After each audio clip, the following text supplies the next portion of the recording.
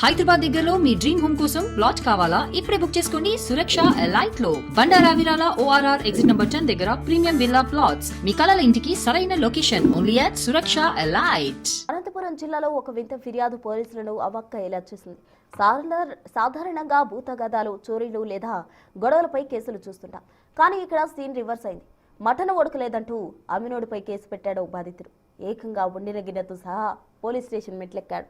ఈ వింత ఘటన తాడిపత్రిలో చోటు చేసుకుంది.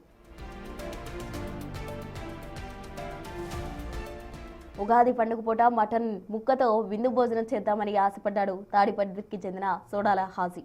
మార్కెట్లో మటన్ కొని తెచ్చుకున్నాడు. ఇంట్లో వండడం మొదలుపెట్టాడు.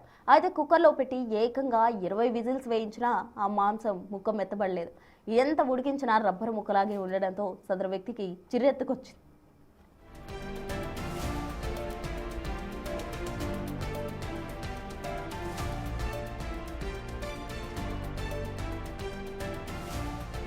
తను మోసపోయానని భావించిన హాజీ ఆలస్యం చేయకుండా వండిన మటన్ పాత్రను పట్టుకుని నేరుగా తాడిపత్రి పిఎస్కు వెళ్లాడు.